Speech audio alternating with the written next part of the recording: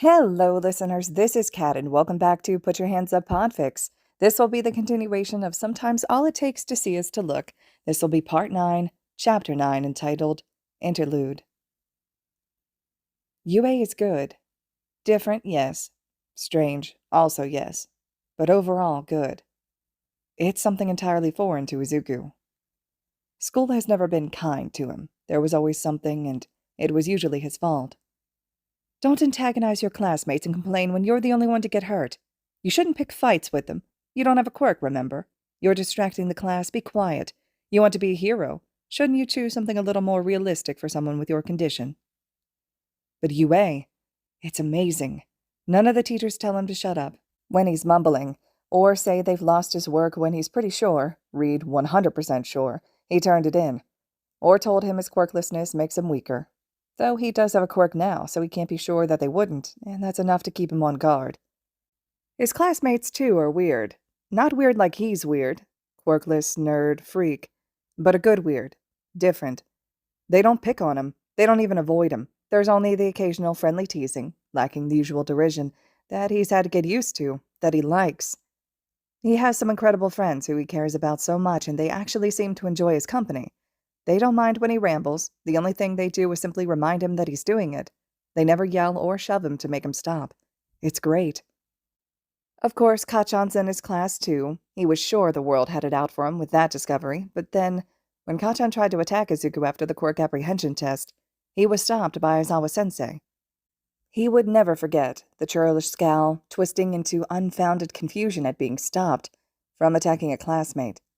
When he insulted Izuku, his friends stood up for him, and he was doing it less now, his own friends being a better influence. This is all too much for him. Not that it is bad, but it is different. Quite frankly, it's something he's definitely not used to. This kindness. Someone who actually cares enough to ask and wants to know what happened, who won't judge him for his past. It's refreshing. Though, not to say no one's ever cared for Izuku, his mom, firstly, and all the friends he made at UA, but this was different. His mom loves him, sure, but she never really believed in him, which is fine. He's grateful that she didn't leave him too, but no one's ever known about his quirklessness, past quirklessness, he has one now, and didn't treat him differently. And apparently him being treated differently was wrong in the first place. Though he had begun to see that on his own, with friends and classmates who didn't try to belittle him for everything he did, but he has a quirk now. Who's to say how they would act if he were still quirkless? But then Aizawa Sensei figured it out. And he didn't care. Well, he cared in the way that mattered. He wasn't going to expel Izuku. He wasn't even mad at him. He was mad, however, at the people who treated Izuku wrong. Huh. He didn't care that he was quirkless. He cared because he was mistreated, apparently. It was pretty obvious that Izuku cried at that revelation, more than once. Izuku didn't expect anything like this to happen, ever. His mom didn't even know about the bullying, and now his teacher did? He's never had luck with teachers in the past, and yet he finds himself trusting Aizawa Sensei. He's even doing something about it all. Kachan is going to have consequences. That's never happened. He wasn't even sure that telling his mom would have done anything. Though he was never going to tell her, she didn't need another reason to worry. He didn't want to ruin her only good friendship with his troubles. Yet here he is, on the train home after his discussion with Aizawa Sensei, past revealed, and feeling happy. For the first time ever, he's happy that someone knows about what happened in middle school. He never wanted anyone to know for fear they would turn on him or see him as weak, though the thought still nags in the back of his brain. His classmates didn't know. They could still turn on you once they find out. If they find out. You're a quirkless, useless weakling. But Aizawa Sensei didn't. He said that he could be a hero, even if Izuku still didn't have a quirk. Not even All Might thought that. Not even his mom. His mom didn't even want him to be a hero now, even with a quirk, but he has to prove to her, to everyone, that he can do it. So he's happy, and he finds himself bearing a true smile all the way home. Until his classmates find out. He wasn't even the one who got to tell them, which made it indefinitely worse. This was something he wanted to do on his own time, preferably never, and now everything was forced into the open by a single offhanded sentence. It wasn't even that specific of a claim, but he knows how observant his classmates are, and it's not like Kachan ever tried to claim they were friends or anything, and Izuku knows he sometimes reacts strongly to what his ex-friend does. Actually, now that he thinks about it, it's kind of strange they hadn't said anything either. Though, there has been a lot more going on to worry about than his silly problems, so he digresses. They found out, and it wasn't on Izuku's terms. And then, like the coward he is, he ran without explaining anything, leaving them to speculate on what it actually entails, given the vagueness of the situation. Wait, maybe he can work with this, as much as he wants to avoid being seen by his classmates ever again out of the perpetual embarrassment he feels. They'll think you're weak, useless, Deku. He knows that if he wants to be a hero, he needs to go to a hero school to learn to be a hero. That's a lot of heroing, but it's something important to him, so it's fine. Plus, he'd miss his friends. Even if they hate him now, he needs the confirmation, rather than just never talking to them again and wondering for the rest of his pitiful, friendless existence. Anyways, he can probably play it off. It's not like he's one to ever talk about his problems. Izuku's probably the master of deflection. Okay, he can do this. The facts, what do they know? They know what Monoma said, calling Kacchan a bully. The spitting vitriol of his tone clearly spoken with some sort of vindictive glee, not unlike the one Kacchan used to use. Still uses sometimes. Okay, that's fine. Monoma exaggerates a lot, everyone knows this, but stupid Izuku practically confirmed it when Kirishima asked. Stupid. The only good thing about that is the vagueness of it all. Yes, he nodded yes to Kirishima's question, but all he actually acknowledged was that Kacchan used to bully him. Easy fix, right? Just go to class and explain, surely they'll drop it, right? Hey, remember when you thought that Kacchan bullied me and I agreed? Well, I was just exaggerating. I'm just sensitive and he can be pretty brash. Yep, nothing wrong with our relationship. Nothing at all. It's useless. Izuku's classmates will never believe that. They're way too smart to fall for a lie that weak. He'll just have to play it off to the best of his ability and try to deflect. Yeah, perfect plan, Izuku. Great job. He really doesn't want to lose the best friends he's ever had, the only friends he's had since he was 4, but admitting to bullying would need an explanation that he doesn't particularly want to give. They'll want to know why Kacchan did it, why he let Kacchan do it.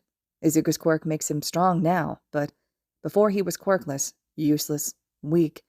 He doesn't want things to go back to how they used to be.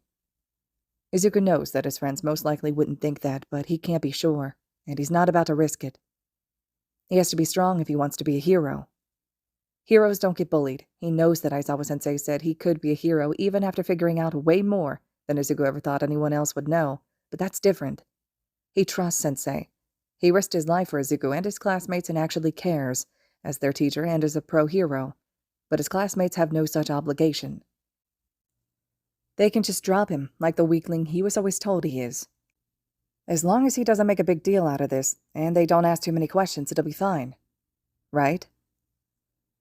Inko finds herself panicking, her thoughts louder than usual. The meeting with her baby's teacher, Aizawa-san, left a lot on her mind. She never thought that Katsuki would bully Izuku. They've always been so close. She had half her mind to kick the man out and accuse him of lying, but the other half knew she needed to listen, regardless of the thought that stayed niggling at the forefront of her mind for the rest of the conversation. Katsuki, a bully. The word itself was acerbic on her tongue. Among all the other things he said, this one gave her the most trouble. She knew Katsuki all his life, after all, and he and Izuku were always thick as thieves. She swears she didn't notice how Izuku stopped hanging out with him, with anyone, as the years went by.